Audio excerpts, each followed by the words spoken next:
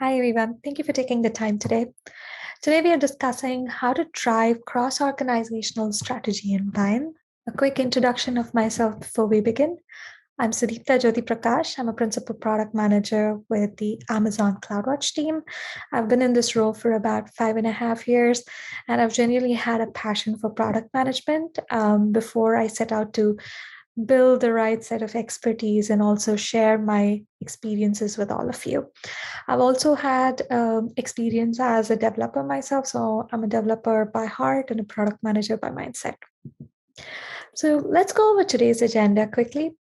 We will talk about cross team decisions and complexities, followed by data driven decisions that I'm hoping to help you drive.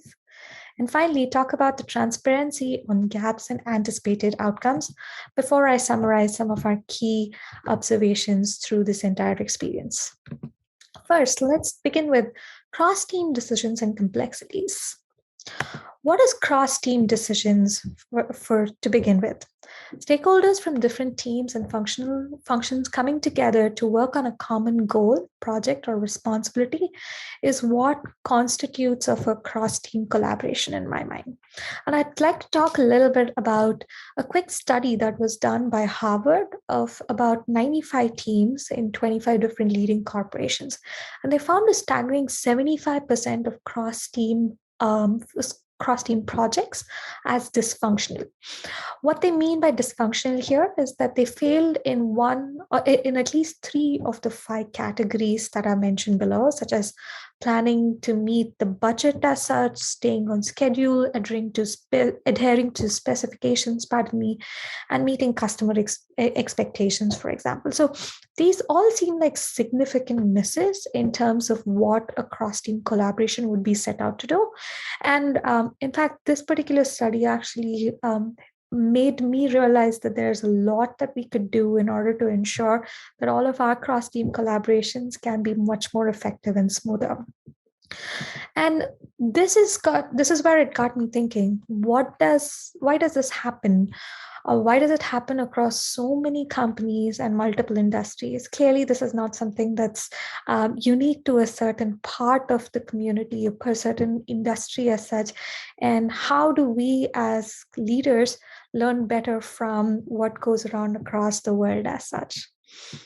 Few of the things that were highlighted, and some of these also comes out from my research. Teams involved have no conflict, have conflicting goals.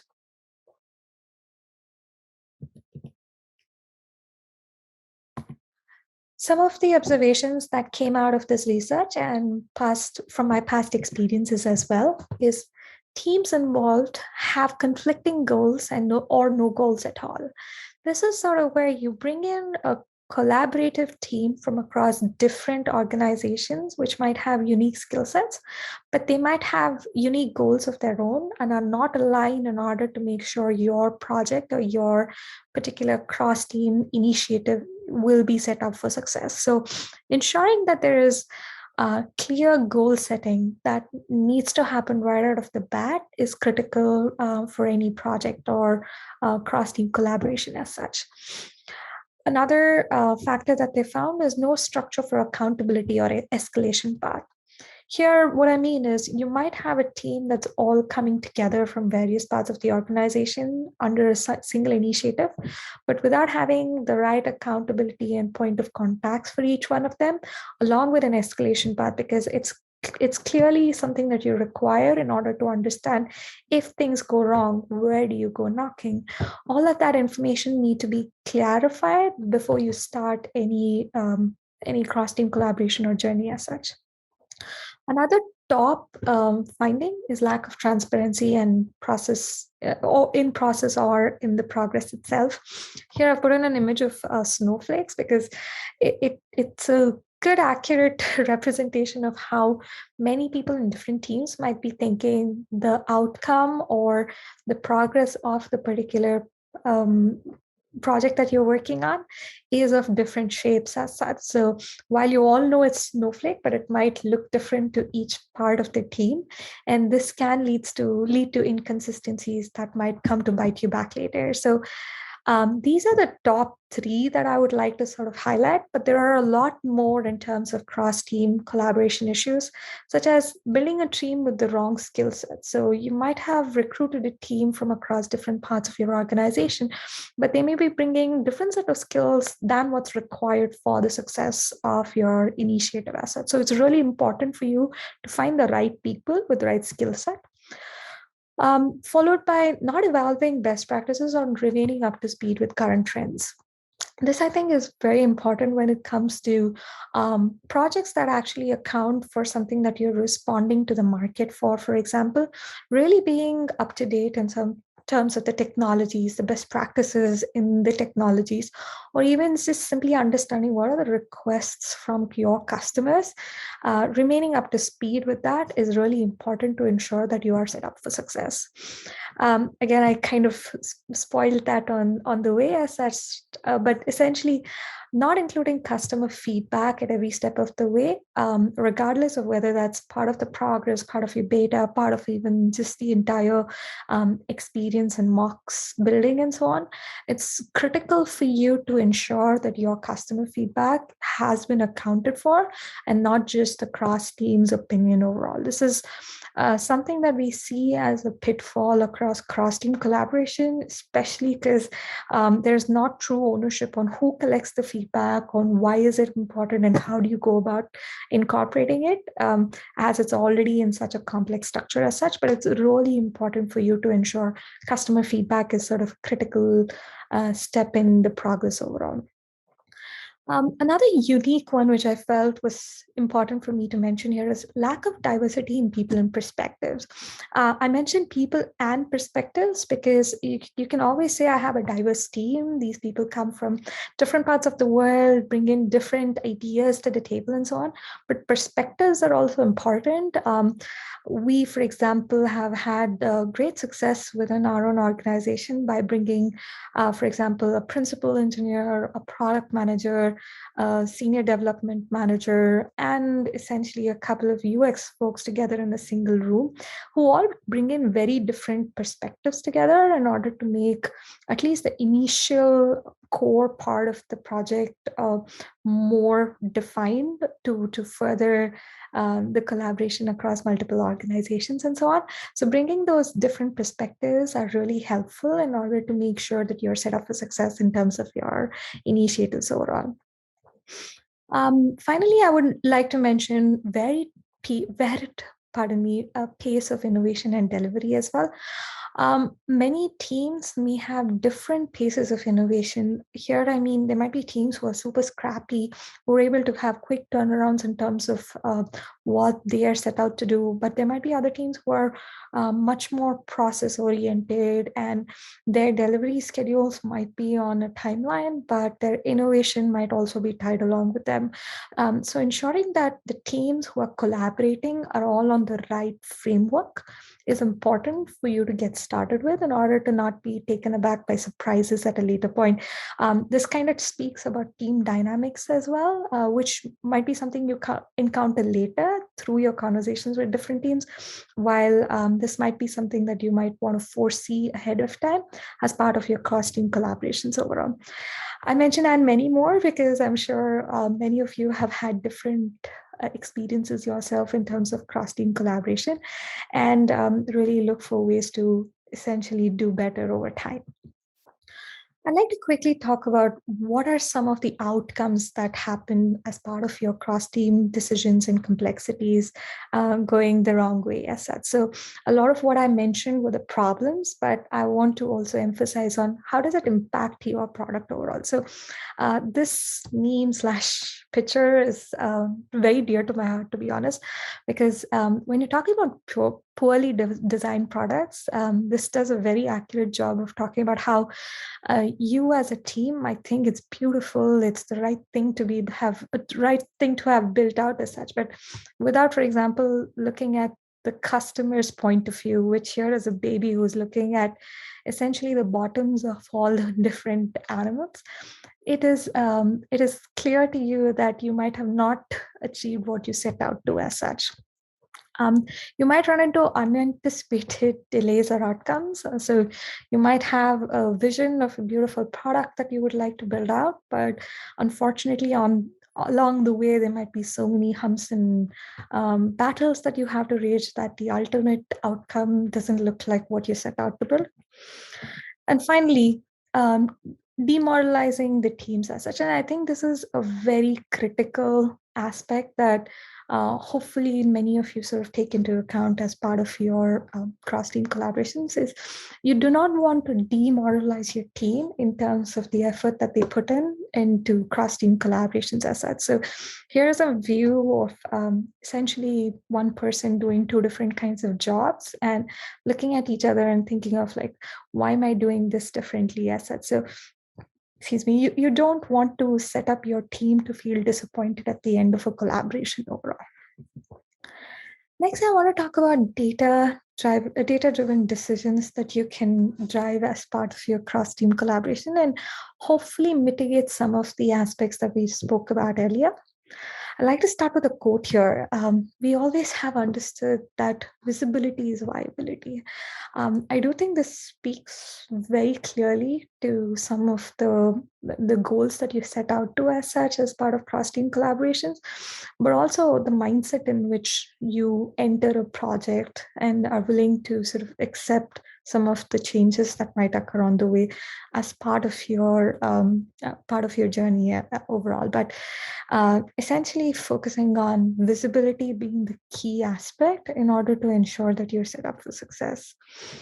The first thing, again, going back to some of the top challenges that we highlighted earlier, teams involved having no goals or conflicting goals, essentially come together and understand that here are some of the goals that you are setting out to do as part of the team. And even if you feel like it's implied, make sure that you state it out loud or put it into a document in order to clarify to the rest of the folks that nothing's been said or unheard of, and you're not essentially caught by surprises. I really like this image just because it talks about like different types of wheels that come together, and it almost speaks back to what I was talking about, like the diversity and the skill sets that various teams bring to the table. They all need to work together in order for your initiatives to be successful.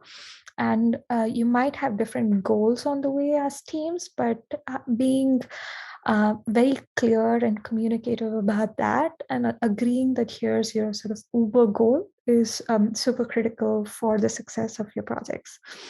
The second is when you're talking about the no structure and accountability or even escalation path, you would like to flip that around. And here's a very interesting image of one of the examples in which you can be set up at, right? Like drive ownership and not responsibility. You don't necessarily want to put the burden on someone saying you are responsible to doing X, Y, and Z, but you're almost setting them up for success by saying, this is the ownership that I'm giving you, and it's essentially a stepping stone for you in order to bring success to this project overall. And these are some of the areas that we would like you to lead overall. And you can have like a product delivery director with a lot of product owners and development teams that all come together in order to essentially drive your goals overall. And this seems like one of the examples for setting up yourself for success overall. The next thing is for lack of transparency in process and progress. I'd like to say more communication is always good, but I also put in this image of, thousands of post-its and somebody saying, talk to me overall, because a lot of the information might get lost in the details. What you want to do is effective communication. And in order to make sure that people who are on point to deliver certain things, they have the clear baton being passed to them in order to ensure that things are not dropped off the ball as such. So not just about more communication, but also effective communication in order to clearly articulate what are some of the next steps overall. Another example of essentially making sure that you have the right goals is Amazon's working backwards method. I just want to sort of quickly highlight how this works is essentially start with the customer and draft the press release. What we call in the press release is, and on day one of the launch of your product, what do you want to tell the story to your customers and help them understand what you've built? Start with that, evaluate the opportunities, and then understand if it's compelling enough. Is this the right MVP, or looking at sort of what are some of the bells and whistles that you've added to the product? Is this the right set of items? Or what are the must-haves? Or what are the nice-to-haves, and so on? Essentially, scope that information up before you move on to discovering the solutions and getting stakeholder approval. When I say stakeholder approval, this is sort of where you perhaps want to ensure that the multiple teams who are involved have the right set of goals, and um, they're also thinking about the solutions and the various tasks on their mind in order to make sure this particular project is successful. And ultimately gathering all of that information and building a high level roadmap to identify these themes. So you can essentially say, I have 6 swim lanes, pardon me, and all of these swim lanes are doing their own set of tasks, but all of them come together to deliver this one press release that we've given. That's one way to look at how best plan ahead as such. And from there, you essentially create a backlog and assign tasks to your team overall. So that's more on the tactical aspects of how do you get the job done. Is a simplistic way in which we do working backwards and project planning as part of product delivery overall, and I thought it'll be good to share it with this audience overall. Another key recommendation I have, and I'm sure this is not something that's unusual to all of you, is essentially having an unbiased stakeholder in this, which might be a project manager or even somebody who's assigned to as a project manager, pardon me, role to a certain cross-team collaboration. So somebody who can effectively communicate, is able to manage cross-team stakeholders as such, able to negotiate. Negotiations don't necessarily have to be within the cross-team as well. It can be with your customers. It can be with the budget that you're allocated with, and so on. Essentially, they are your spokesperson for the success of your initiative. So you're essentially trying to make sure that they are very good with their leadership skills and can influence without authority, and also are able to sort of problem solve when things go wrong. So you're looking for someone who can be the point of contact while owning the true delivery of this project overall. So I highly recommend having somebody who's essentially the point of contact to do so. And it is really important to enable this person with the right set of decision-making capabilities as well, because sometimes, more often than not, what happens is there's somebody who's assigned to it who has no real power of changing anything, and that might be frustrating for that person itself. But what you're trying to essentially achieve is success of your initiative, which can only happen through finding the right leader and enabling them to succeed as well. I'd also like to talk about a few tools. Just giving you a quick, very brief overview of how I'm sure Gantt chart works that you all know of, but essentially knowing the dependencies between the various teams and what do they have to deliver, how any changes in their timelines and milestones might impact the overall delivery of your initiative. This is pretty critical, essentially, for you to look at tasks that need to be running in parallel versus tasks that are serial and have dependencies overall. And you should be able to quickly articulate this even to stakeholder and leadership when things go wrong. And I highly recommend using tools that give you that view really clearly. This can, as I mentioned, just be a Gantt chart on one of your basic project management tools, but it can also be something quite complex, which helps you drill down into what are some of the tasks, what are some of the progress statuses and misses in those tasks, in order for anyone and everyone to have the visibility that they need. I'd also recommend doing retrospectives at each milestone overall. What it helps you do is not just think of everything at the end of the finish line and try to look at it as, here's one project or one initiative that's done, what can I learn from it, and move that on to my next set of goals and milestones as such, but actually doing it from time to time to understand, here are some of the ways in which we could have done things better, even as a cross team setup, in order to identify gaps overall. And I'll talk about gaps a little more at a later point. But what you might learn, for example, is you need new tools. New tools is a very specific example, but you might realize that new tools, or even just being able to identify something that helps your team move faster, is a great insight that you would get perhaps halfway through your project, rather than you understanding that at a very later point as such. Something that might come up as well is what you wish happened. I really like the sticky, which talks about like more experiments this cycle. So imagine in a team that you've actually had a lot of creative people, a lot of innovative people put into a project or an initiative where they don't have the ability to flex their creativity and think out of the box as such.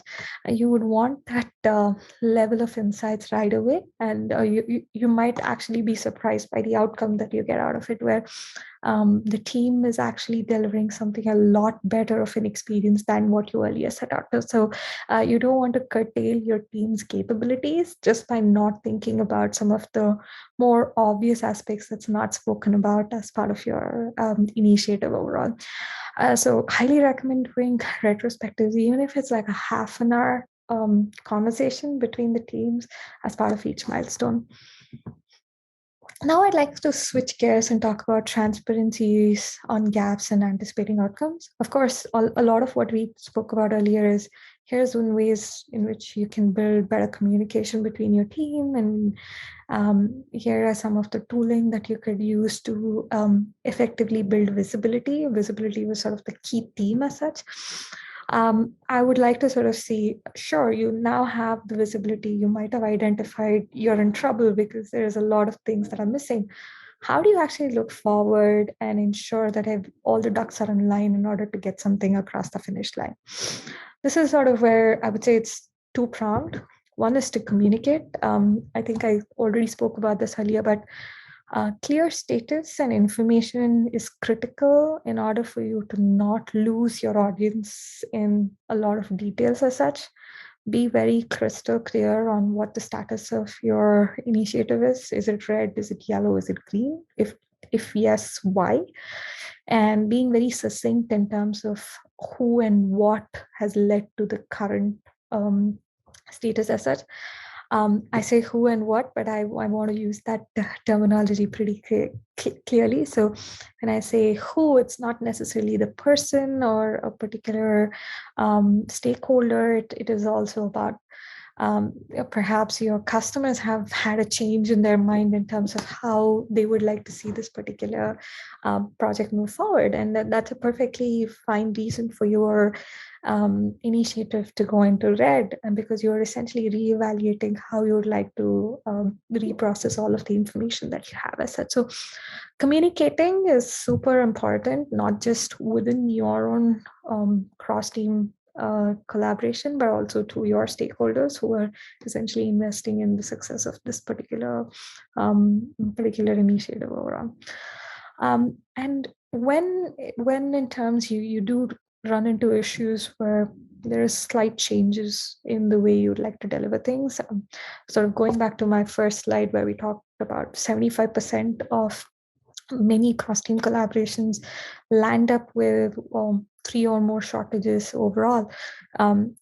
You're better off identifying what the change is, identifying what is the delays, details that are associated with it, understanding or coming to a hypothesis on how do you do things better and actually implement and monitor it. So you're kind of going through the cycle of really learning from what net new information you have in hand, and how do you effectively use that in order to move your journey towards success, rather than actually be sort of norming and storming over how do you make your original goal the one that you actually deliver. So having the right next steps and suggesting the right owners in order to deliver what your new hypothesis or new changes are is pretty important in order for you to close these gaps, and also even communicate any anticipated outcomes, any unanticipated outcomes that you were able to encounter as well. A couple of other things that I would like to sort of highlight, and sort of transparency on gaps and outcomes overall.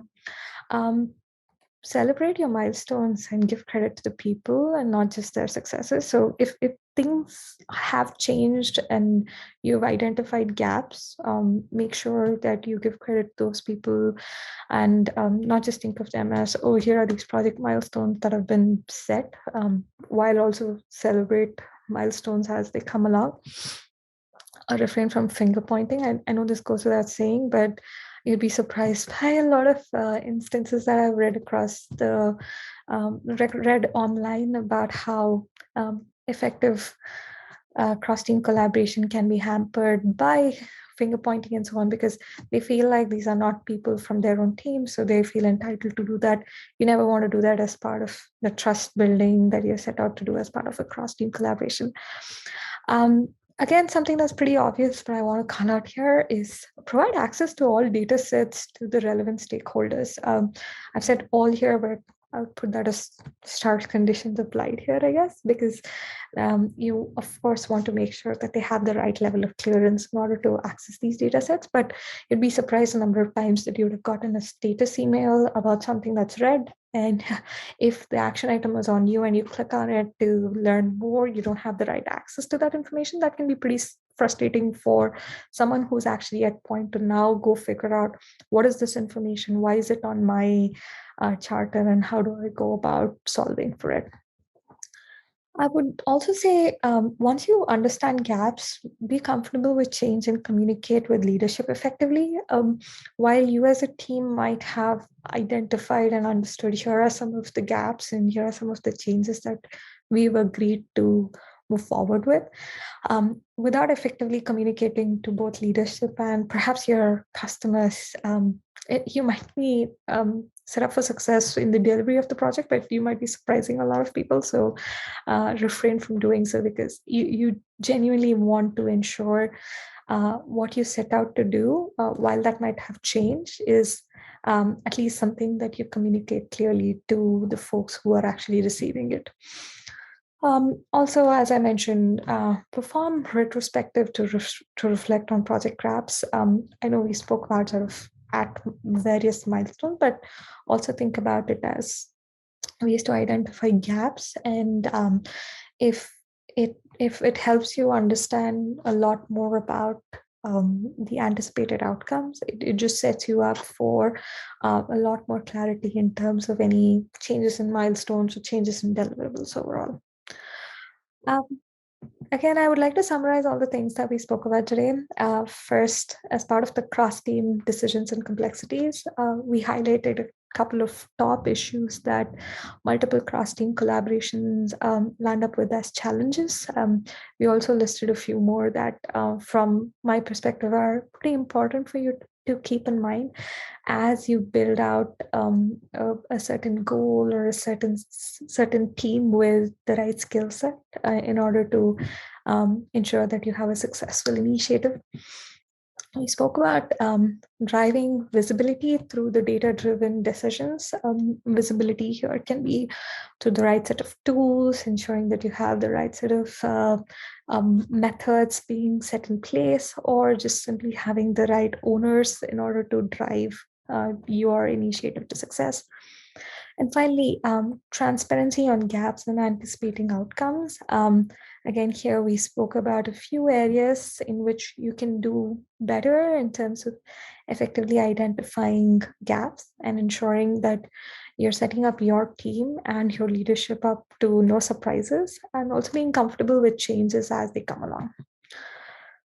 And thank you so much for taking the time to listen to me today. And if you are customer obsessed, if you are looking for better ways to exercise your product management skills, you can always ping me here. I have my email address and my LinkedIn information. Thank you so much for your time. Hope you have a good rest of your day.